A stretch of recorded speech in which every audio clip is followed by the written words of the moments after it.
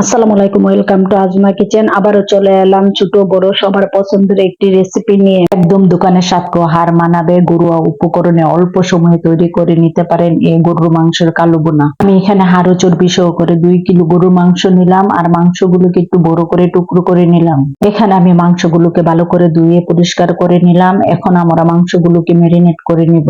প্রথমে দিব 1 টেবিল চামচ আদা বাটা, 1 টেবিল চামচ রসুন বাটা, 1 টেবিল চামচ মরিচের গুঁড়া, হাফ চা চামচ হলুদের গুঁড়া, 1 চা চামচ ধনিয়া গুঁড়া, 1 চা চামচ জিরার গুঁড়া, হাফ চামচ কালো গোলমরিচের গুঁড়া, 1 চা চামচ গরম মশলা, 3টি দারুচিনির টুকরা, 3টি তেজপাতা, 8-10টি লবঙ্গ, 7 থেকে 8টি এলাচ, হাফ কাপ পেঁয়াজ বেরেস্তা, সয়া সস 1 টেবিল চামচ, সাদা সিরকে 1 টেবিল চামচ, 1 চা চামচ লবণ, দিব 1 কাপ পেঁয়াজ কুচি। আমরা যে তেলের মধ্যে পেঁয়াজ বেরেস্তা করেছিলাম ওই তেল হাফ কাপ দিয়ে দিচ্ছি। আপনারা চাইলে সরিষার তেলও ব্যবহার করতে পারেন। এখন মাংসের সাথে মশলাগুলোকে ভালো করে মাখিয়ে নিব।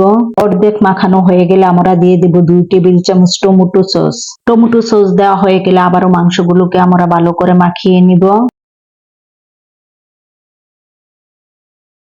মাংসগুলোকে এখন আমরা 1 থেকে 2 ঘন্টার জন্য রেস্টে রেখে দিব। পেঁয়াজ বেরেস্তা তেলের মধ্যে আগে থেকেই দিয়ে দিলাম 1 চা চামচ শাহি জিরা ও 1টি তেজপাতা। মশলাগুলোকে আমরা ততক্ষণই ভাজবো যতক্ষণ না থেকে ফ্লেভার ছড়াচ্ছে। মশলা ভাজা হয়ে গেছে, এখন দিয়ে দেব মেরিনেট করা সবগুলো মাংস। মাংসগুলোকে 1 থেকে 2 মিনিট ভেজে নিব। 1 থেকে 2 মিনিট ভাজা হয়ে গেলে মাংসগুলোকে 10 থেকে 15 মিনিটের জন্য ঢাকনা দিয়ে ঢেকে দিব। 10 থেকে 15 মিনিট পরে দেখুন মাংস থেকে কত সুন্দর পানি ছেড়ে দিয়েছে। আমরা এই কষানো মাংসের পানি দিয়ে মাংসগুলোকে 50% সিদ্ধ করে নিব। এখন দিয়ে দেব রাঁধুনি গরুর মাংসের কালো বোনার মশলার অর্ধেক। এখন সবগুলোকে একসাথে ভালো করে কষিয়ে নেব 10 থেকে 12 মিনিট। দেখুন কালারটা কত সুন্দর এসেছে, আস্তে আস্তে এর কালারেরও পরিবর্তন হয়ে যাচ্ছে। আবারও দিয়ে দিচ্ছি স্বাদ মতো লবণ। আপনারা অবশ্যই লবণের স্বাদ বুঝে দিবেন।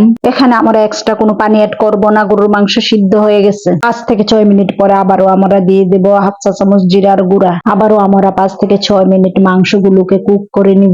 দেখুন 5 থেকে 6 মিনিট পরে মাংসের কালারটা কত সুন্দর এসেছে।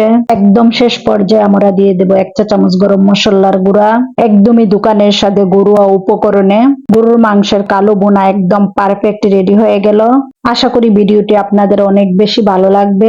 আরো নিত্য নতুন ভিডিও দেখার জন্য সাথে থাকবেন। আর যে যেখান থেকে ভিডিওটি দেখতেছেন সবাইকে অনেক অনেক ধন্যবাদ। আজকে এই পর্যন্তই। সবাই অনেক বেশি ভালো থাকবেন। আল্লাহ হাফেজ।